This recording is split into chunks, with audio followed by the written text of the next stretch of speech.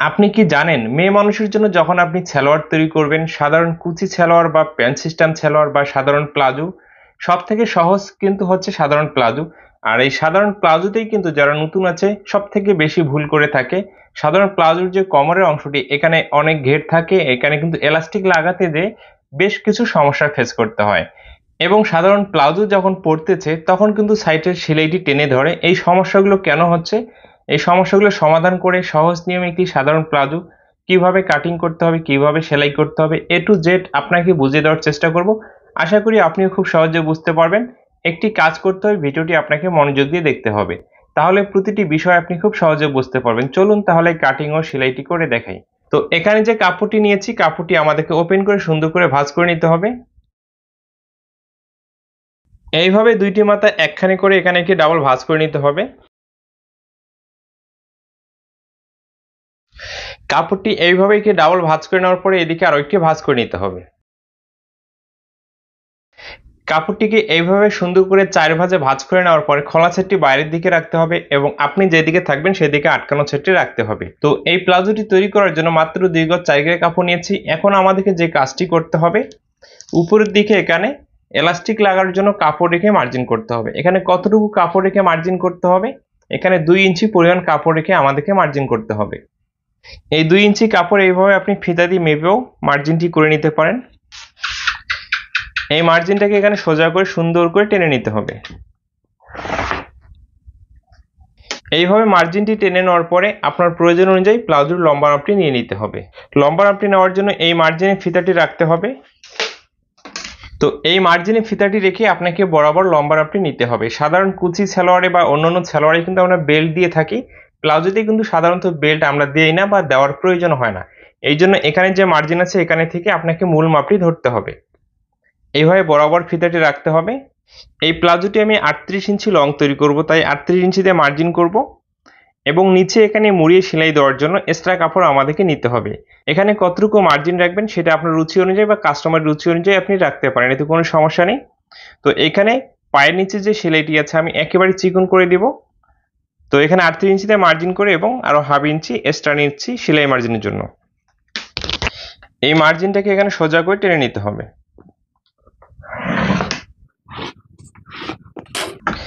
এইভাবে মার্জিনটি টেনে নেওয়ার পরে এখন আমাদেরকে পায়ের মুখের মাপটি নিতে হবে। একটি সাধারণ প্লাজোর পায়ের মুখের মাপটি আমরা কি হিসাবে নেব, এটা অবশ্যই আপনি কাস্টমারকে জিজ্ঞেস করবেন। তার যদি কোনো রুচি থাকে সেই রুচি অনুযায়ী আপনি দিতে পারেন, সে কত ইঞ্চি দিতে বলে। আর যদি আপনি স্বাভাবিকভাবে দিতে চান তাহলে 22 ইঞ্চি বা 24 ইঞ্চি এরকম দিলেই কিন্তু এনাফ। যাদের অতিরিক্ত স্বাস্থ্য তাদের জন্য এর থেকে আপনি আরো বেশি দিতে পারেন। তো এখানে পায়ের মুখের মাপটি এখানে 22 ইঞ্চি দেবো। 22 কে 2 ভাগ করলে কত হচ্ছে 11 ইঞ্চিতে মার্জিন করব এবং সেলাই মার্জিনের জন্য এখানে হাফ থেকে 1 ইঞ্চি পর্যন্ত আপনি এক্সট্রা কাপড় নিতে পারেন। এইভাবে আমাদেরকে পায়ের মুখের মাপটি নিতে হবে। এইভাবে পায়ের মুখের মাপটি নেওয়ার পরে সালোয়ারের হাইয়ের মাপটি নিতে হবে। একটি সাধারণ প্লাজোর হাইয়ের মাপ বা কুচি সালোয়ারের হাইয়ের মাপ বা প্যান্ট সিস্টেম সালোয়ারের হাইয়ের মাপ, এই মাপগুলো কিন্তু আমাদেরকে একই নিয়মে নিতে হবে। লম্বাটি যত ইঞ্চি আসবে সেই মাপটিকে 3 ভাগ করে 1 ভাগ হাইয়ের জন্য নিতে হবে এবং যাদের বডি 38 ইঞ্চি প্লাস হয়ে যাবে সেই 1 ভাগের সাথে 2 ইঞ্চি যোগ করতে হবে। যাদের বডিটি 38 থেকে নিচের দিকে হবে 1 ভাগের সাথে 1 ইঞ্চি যোগ করতে হবে। এই প্লাজোটা আমি যার জন্য তৈরি করতেছি তার বডির মাপ হচ্ছে 38 ইঞ্চি, এই জন্য আমি 1 ভাগের সাথে এখানে 1 ইঞ্চি যোগ করব। 38 কে যদি আমি 3 ভাগ করি কত হচ্ছে 3 13 39, 13 ইঞ্চির একটু কম হয়ে যাচ্ছে তাই না, 13 ইঞ্চি। আর যদি 1 ইঞ্চি যোগ করি কত হচ্ছে 14 ইঞ্চি। এখানে 14 ইঞ্চি হাইয়ের মাপটি নিতে হবে। 14 ইঞ্চিতে হাইয়ের জন্য মার্জিন করে নিচ্ছি। তাহলে হাইয়ের মাপটি আমাদের কিভাবে নিতে হবে, একটি সাধারণ প্লাজো যখন 38 থেকে 39 ইঞ্চি লম্বা হবে আর তার বডিটি যদি 38 থেকে নিচের দিকে হয় তাহলে আপনি 14 ইঞ্চি হাইয়ের মাপটি নেবেন। আর যদি বডিটি 38 ইঞ্চি প্লাস হয়ে যায় সেই ক্ষেত্রে আপনি 15 ইঞ্চি হাইয়ের মাপটি নিতে পারেন, এতে কোনো সমস্যা নেই।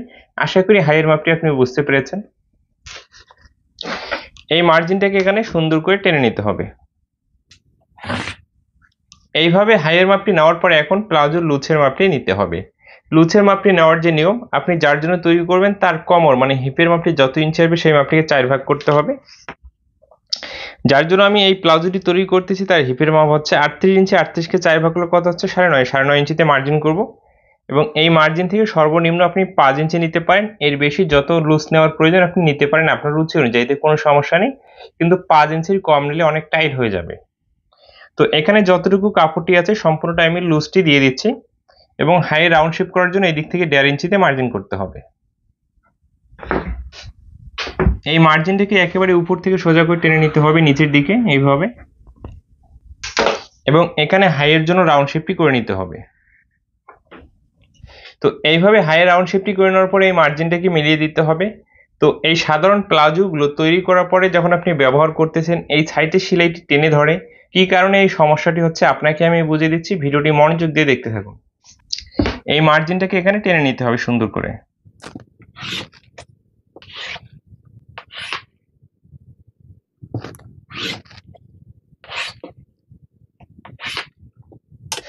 এইভাবে কিন্তু আমাদেরকে মার্জিনটি টেনে নিতে হবে। ওকে, এই অবস্থায় প্লাজোটি মাপ ও মার্জিন করা কমপ্লিট হয়ে গেছে। এখন আমাদেরকে কাটিং করতে হবে। এর আগে জানতে হবে এই সাইডে সেলাইটি টেনে ধরার কারণ কি।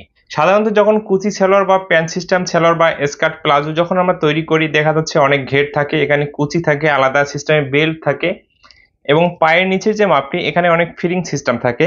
সাধারণ প্লাজোতে কিন্তু এই মার্জিনটি অনেকটা স্ট্রেট হয়ে যায়, মানে ঘেরের অংশ এবং পায়ের নিচের অংশ সেম থাকে। এখানে যে বিষয়টি হচ্ছে, এখানে দেখুন পার্টটি একেবারে খারাপ পার্ট। এখানে যে মূল বিষয়টি হচ্ছে সাধারণ প্লাজোর যে কাটিংটি একেবারে আলাদা। আপনি যদি আপনার নিজের দিকে লক্ষ্য করে দেখেন, যে কোনো মানুষের সামনের দিকে এবং পিছনের দিকে পিছনের অংশটি কিন্তু অনেক ভারী হয়ে থাকে। এই জন্য পিছনের অংশে আমাদের বেশি কাপড়ের প্রয়োজন হয় এবং সামনের অংশটি কিন্তু ভারী কম, এই জন্য কাপড়টি কম লাগে। যখন আপনি সাধারণ একটি প্লাজো পরবেন, সেলাইটি দেখবেন সামনের দিকে, ঠিক আছে, মানে সামনের দিক থেকে টেনে ধরতেছে বা পিছনের কাপড়টি সামনের দিকে প্যাচ লেগে যাচ্ছে। এখানে কিন্তু মূল সমস্যাটি। এই বিষয়ের উপরই বিশেষ একটি ভিডিও আমার চ্যানেলে আছে। এই ধরনের সাধারণ প্লাজোগুলো যেন টেনে না ধরে বা সেই সমস্যাগুলো কখনো না হয়, সেই ভিডিওটির লিঙ্ক এই ভিডিও ডিসক্রিপশনে আমি দিয়ে দেবো। সেই লিঙ্কটি চাপ দিয়ে আপনি ভিডিওটি দেখবেন। আশা করি আপনার সমস্যাটি আপনি সমাধান করে নিতে পারবেন। আশা করি বিষয়টি বুঝতে পেরেছেন। তারপরে যদি আপনার বুঝতে সমস্যা হয় কমেন্ট করবেন, কমেন্টের মাধ্যমে আপনাকে বুঝিয়ে দেওয়ার চেষ্টা করব। তো এই মাপ ও মার্জিন অনুযায়ী এখন প্লাজোটি আমাদেরকে কাটিং করে নিতে হবে।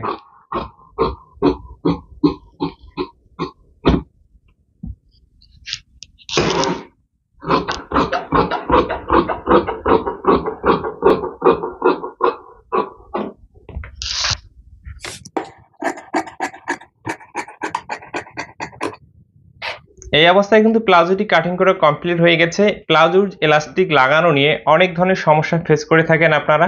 সমস্যাটি হওয়ার যে মূল কারণ সেই বিষয়টি আপনাকে বুঝিয়ে দিচ্ছি, এবং বুঝিয়ে দেওয়ার পরে এই প্লাজোটি সহজ নিয়ম কিভাবে সেলাই করতে হবে সেটাও আপনাকে আমি দেখিয়ে দিচ্ছি। একটু মনোযোগ দিয়ে দেখার চেষ্টা করুন, এখানে থেকে ভালো কিছু আপনি শিখতে পারবেন।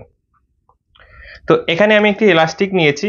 সাধারণত যখন আমরা একটি সালোয়ার তৈরি করি, বেল্টের যে মাপটি নিয়ে থাকি 38 ইঞ্চি দিয়ে কোমর বা হিপের মাপটি হয়ে থাকে। 38 ইঞ্চি কোমর হলে সর্বোচ্চ আমরা 44 ইঞ্চি কিন্তু বেলের পাশের মাপটি নিয়ে থাকি।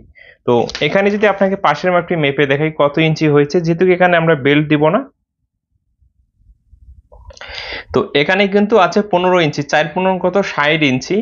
তো 44 থেকে যদি আপনি 60 ইঞ্চি পূরণ করতে চান, তাহলে আপনাকে আরো 16 ইঞ্চি কাপড় এখানে অ্যাক্সেস আছে। এই 16 ইঞ্চি কাপড় যখন অ্যাক্সেস থাকবে, যখন এলাস্টিকটি আপনি লাগাতে যাবেন, কাপড়টি অনেক বেশি হয়ে যাবে। এলাস্টিকটি টেনে টেনে যখন আপনি লাগাতে যাবেন, তারপরও কাপড়টি বেশি থাকবে, অনেক জায়গায় ঘোষ লেগে থাকবে। এই সমস্যাটি কিন্তু সাধারণ প্লাজোতেই হবে। এর মানে কি, আপনি কি এলাস্টিকের মাপটি বেশি নেবেন না, আপনার প্রয়োজন অনুযায়ী যতটুকুই নেওয়ার প্রয়োজন ততটুকুই আপনাকে নিতে হবে। এলাস্টিকটি আপনাকে কাটিং করে দেখিয়ে দিচ্ছি। যাদের কোমরের মাপটি 38 ইঞ্চি হবে তাদের জন্য এলাস্টিক আমরা কত ইঞ্চি নেব, এখানে আমাদেরকে 21.5 ইঞ্চি নিতে হবে। 21 ইঞ্চি অ্যাকুরেট থাকবে এবং সেলাই মার্জিনের জন্য হাফ ইঞ্চি চলে যাবে। এইভাবে ধরে আমাদেরকে 21.5 ইঞ্চি এলাস্টিক এখানে কাটিং করে নিতে হবে। প্লাজোটি সেলাই করার জন্য এখানে পার্টগুলো নিয়েছি। সর্বপ্রথম আমরা যে এলাস্টিকটি কাটিং করে নিয়েছি সেই এলাস্টিকটিকে আমরা জয়েন্টে দিয়ে নেব। তো এইভাবে দুইটি মাথায় একখানে করে সুন্দর করে এখানে সেলাই দিয়ে আমাদেরকে জয়েন্টে দিয়ে নিতে হবে। সেলাই শুরুতে এবং শেষে ভালো করে বান দিতে হবে, যেন কোনোভাবে এই বানটি খুলে না যায়। তো এতটুকু অংশ সেলাই করে নেওয়ার পর এলাস্টিকটি আমরা সাইডে সরিয়ে রাখবো। সাধারণ প্লাজো সেলাই করা খুবই একটি সহজ নিয়ম, খুব সহজে আপনি শিখতে পারবেন। এখানে দুইটি পায়ের পার্ট, তাই না? সর্বপ্রথম আমাদেরকে পায়ের নিচের অংশটি সেলাই করে নিতে হবে। যতটুকু আপনি মার্জিন নেবেন সেই মার্জিনটাকে এভাবে ফার্স্ট টাইম একটি ভাঁজ করতে হবে, এরপরে আরো একটি ভাঁজ করতে হবে। দুইটি ভাঁজ করে এভাবে বরাবর এখানে একটি সেলাই দিতে হবে। তো এতটুকু অংশ বরাবর এইভাবে সেলাই করে নিতে হবে। একটি পায়ের পার্ট এইভাবে সেলাই করা হয়ে গেলে আরো একটি পায়ের পার্ট হুবহু একই নিয়মে আপনাকে সেলাইটি করে নিতে হবে। তো বরাবর এইভাবে দুইটি ভাঁজ করে দুইটি পায়ের পার্টই কিন্তু আমাদেরকে সুন্দর করে সেলাইটি করে নিতে হবে। এই অবস্থায় সেলাইটি করা কমপ্লিট হয়ে গেছে। এরপরে যে কাজটি করতে হবে, এখন আমাদের হাইটি জয়েন্ট দিতে হবে। একটি পার্ট এইভাবে রাখতে হবে, এই পার্টটির উপরে আরেকটি পার্ট এইভাবে রাখতে হবে। দুইটি পার্ট এইভাবে আমরা মিল করে রেখে একেবারে উপর থেকে হাইয়ের এই সেলাইয়ের জয়েন্টটি আমাদেরকে দিতে হবে। তো 1 ফিট মার্জিন রেখে বরাবর এই সেলাইটি দিতে হবে। অবশ্যই কিন্তু এখানে আপনাকে 2টি সেলাই দিতে হবে। একটি করে সেলাই দিয়ে আমি দেখিয়ে দিচ্ছি কি করতে হবে। অবশ্যই এখানে 2টি সেলাই দিতে হবে। একটি সাইড হয়ে গেলে অপর সাইডটি একই নিয়মে 1 ফিট মার্জিন রেখে বরাবর এই সেলাইটি দিতে হবে। এইভাবে সুন্দর করে আমাদেরকে সেলাইটি দিয়ে নিতে হবে। এতটুকু অংশ সেলাই করা কমপ্লিট হয়ে গেলে দুইটি পায়ের পার্ট দুই দিকে এইভাবে নিতে হবে এবং ফিতা দিয়ে মেপে আপনার পায়ের মুখের মাপটি অ্যাকুরেট করে নিতে পারেন। তো এখানে আমি মেপে কাটিং করেছি, তাই এখানে আমি আইডিয়া করে বরাবর সেলাইটি দিয়ে দিচ্ছি। এখানেও কিন্তু আমাদেরকে 2টি সেলাই দিতে হবে। একটি সেলাই দিয়ে আমি দেখিয়ে দিচ্ছি। তো একটি সাধারণ প্লাজো কিন্তু এইভাবে নিচের অংশটি সেলাই করতে হবে, হাইটি জয়েন্ট দিতে হবে এবং সাইডের এই সেলাইটি করতে হবে। খুব সহজ একটি নিয়ম, তাই না?